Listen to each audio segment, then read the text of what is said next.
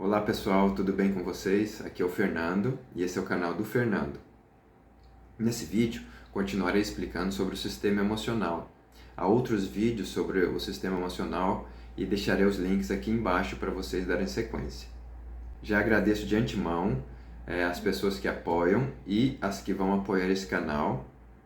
Como vocês podem ver, os vídeos ainda são amadores, entretanto, o conteúdo é de extremo valor para o momento que estamos passando no planeta, que é a transição planetária. Lembrando que se gostarem do conteúdo, deem seu like, se inscrevam no canal e vamos formando um grupo de pessoas, formando e fortalecendo um grupo de pessoas que queiram e se interessam em evolução humana, evolução da consciência. Então vamos lá. Por que conhecer o sistema emocional? A resposta para essa pergunta eu trago com outra pergunta, que é quem sou eu, como eu funciono. Ou seja, aprendendo a entender como o sistema emocional funciona, vamos ter disponíveis ferramentas para poder se conhecer e perceber como nós funcionamos. E isso acontece, o sistema funcional só é percebido em relação a outras pessoas, quando estamos em grupo nos relacionando. Nesse vídeo, vamos falar como cada tipo psicológico ou cada raio percebe e expressa seus pensamentos, sentimentos e emoções, ou energias psíquicas. Também vamos falar sobre o carisma, que é um resultado da nossa força presencial. E força presencial como é que eu vou dizer? É a energia, é a média da energia psíquica que emanamos simplesmente por estarmos vivos.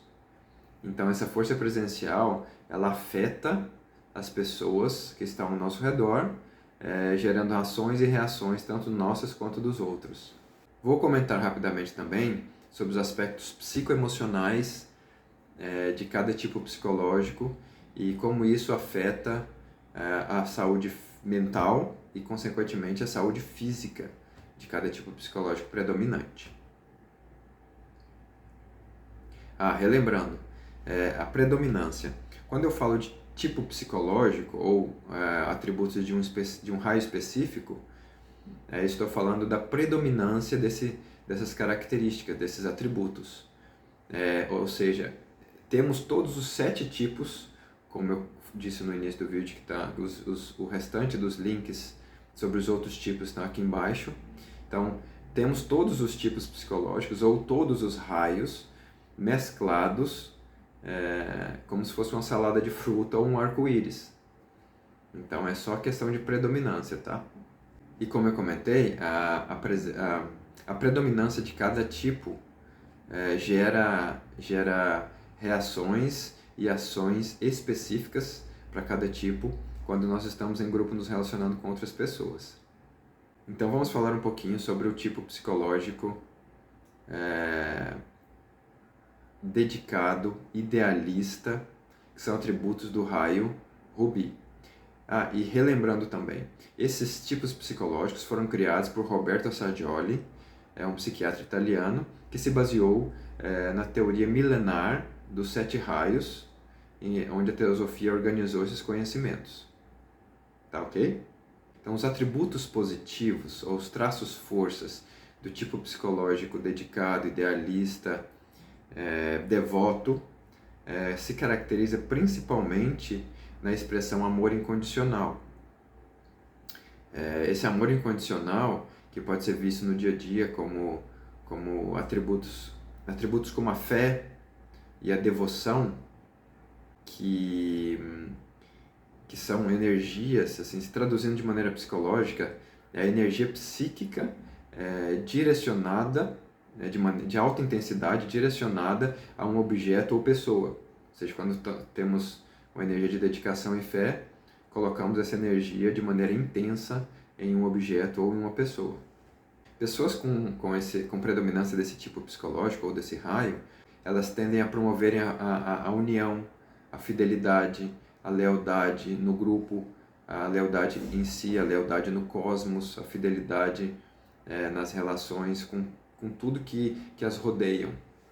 Elas se dedicam e são devotas aos processos, pessoas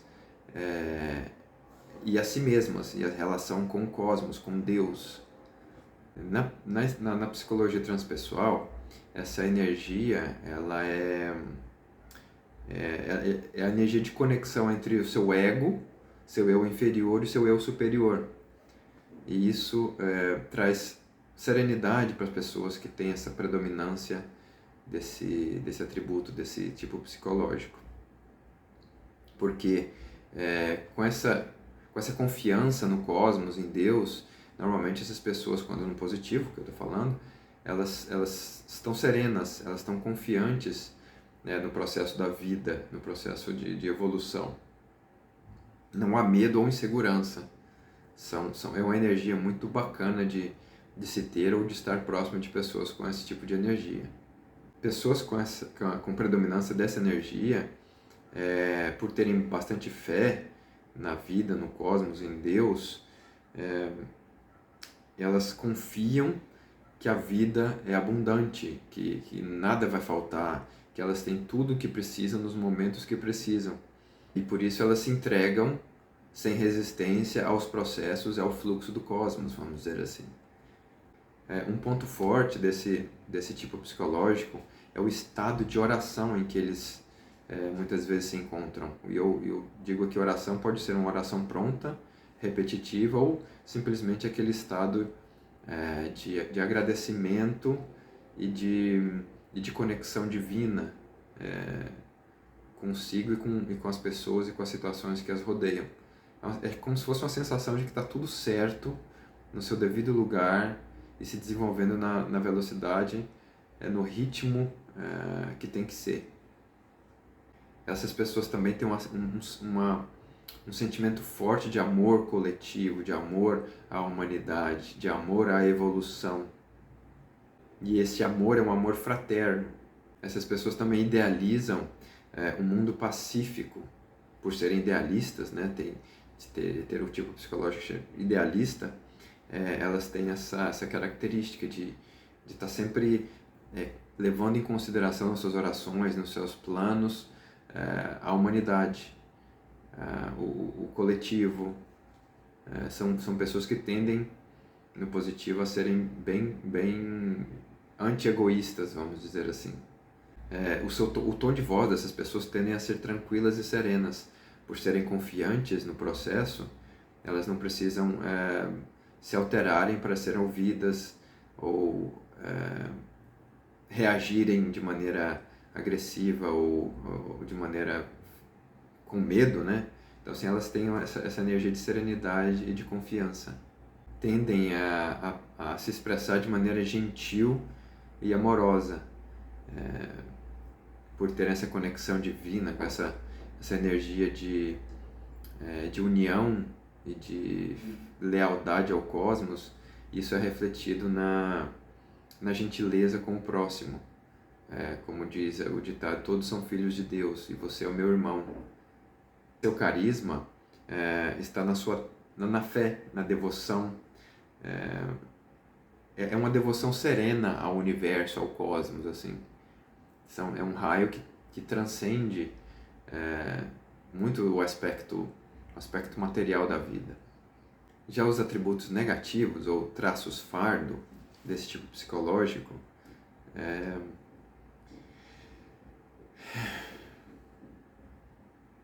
agora eu vou falar um pouquinho dos atributos negativos, ou dos traços fardos, ou dos traços pesados, desarmônicos. Essas pessoas tendem a ser crentes fervorosos. Quando eu falo crentes, não é só religião, não tem a ligação direta somente com a religião. São crentes em qualquer objeto, ideia ou situação. Eles se dedicam, eles se devotam de maneira intensa, tendendo a ser fanáticos, né? Tendendo a se ligar de maneira doentia, apaixonada a ideias, pessoas ou situações. E tendem, tendem a ser utópicos por terem essa paixão cega, esse fanatismo cego, tendem a ser utópicos em relação a ideias, em relação a pessoas. Quando exagerada, essa energia pode se tornar em paixão, é uma paixão ardente. E por terem essa paixão cega, tendem a se iludir com muita facilidade. Isso em relação a pessoas, em relação a ideias. Então a ilusão e desilusão é um aspecto bem importante aqui e que precisa ser considerado de maneira cuidadosa. Se no aspecto positivo são sonhadores, idealistas, já no negativo, por terem esse fanatismo, tendem a persuadir e manipular em situações para que pessoas e o mundo se dobrem, ou seja, tendem a correrem atrás de adeptos para suas ideias, religião, que seja na religião, que seja profissional, que seja pessoal, dentro da família. Então eles querem adeptos, álibis, para que suas ideias sejam colocadas em práticas, possam ser manifestadas. Ou seja, acabam iludindo e persuadindo pessoas pelo fato de serem fanáticos por alguma ideia ou a situação. Então as ideologias aqui podem cair como uma luva quando as pessoas desse tipo psicológico estão em desequilíbrio. Em relação a relacionamentos pessoais íntimos, essa característica de fanatismo, pode ser chamada de paixão ardente, também pode atrapalhar o processo harmônico dos relacionamentos, onde essas pessoas tendem a se fixarem de maneira obsidiosa, tornando uma obsessão em relação a um parceiro ou parceira. Uma outra característica interessante do aspecto negativo é que elas tendem a ser passivas em algumas situações, pois tendem a pacificar as coisas por terem essa devoção divina, o amor incondicional e tal. Quando estão desequilibradas, tendem a não enxergar a verdade e a pacificar e a colocar panos quentes nas situações, ao invés de buscar a verdade. Então tendem a disfarçar, melindrar, e isso pode atrapalhar bastante os relacionamentos com pessoas desse tipo psicológico ou desse raio, do raio rubi. A generosidade universal, quando no positivo, quando se torna negativa, ela pode trazer a autoabnegação antiética. E o que seria isso? É você se autoanular em relação aos outros ou ao coletivo. No caso aqui tem um mecanismo chamado de mecanismo de mártir, ou síndrome de mártir, que é a situação onde as pessoas se prejudicam para poder salvar as outras. Isso é uma característica muito importante do exagero e da desarmonia desse tipo psicológico, levando à autoanulação. Muitas pessoas têm até como slogan essa frase: cuidar dos outros é meu propósito de vida. No caso do atributo negativo, do traço fardo, cuidar dos outros e esquecer de mim é o meu propósito de vida. Então, assim, elas tendem a esquecer de si para poder se dedicar ao coletivo. E isso é um comportamento autodestrutivo, de falta de auto-amor, de auto-fidelidade, de auto-lealdade. Elas acreditam que o sofrimento é necessário para a evolução, para o desenvolvimento. Eu vou falar um pouquinho agora da influência desse tipo psicológico desarmônico, ou desse raio rubi em desarmonia na saúde mental e na saúde física. Na saúde mental, elas podem desenvolver essa ansiedade de querer salvar os outros, de interferirem na vida dos outros, de quererem o melhor para o outro. Isso gera bastante ansiedade.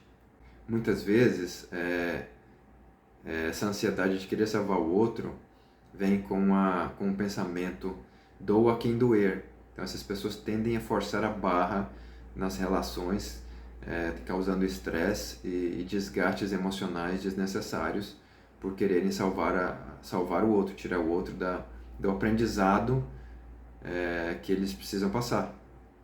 tendem ao fanatismo exagerado, como eu já comentei, a psicoses diversas, tendem até à esquizofrenia, por acharem que Deus e que o cosmos precisa delas para salvar o planeta, para salvar a família, para salvar o marido, para salvar a mulher, e por aí vai. Isso também leva a uma dificuldade tremenda na comunicação autêntica entre as pessoas no grupo social onde esse tipo psicológico transita, quando ele está bem no negativo, né? Repetindo. As psicoses, dentro das psicoses, então, elas tendem a fugir da realidade e num aspecto menos grave da parte negativa, elas podem desenvolver burnout por quererem salvar as pessoas, o planeta, o trabalho, etc. Então, elas podem desenvolver burnout.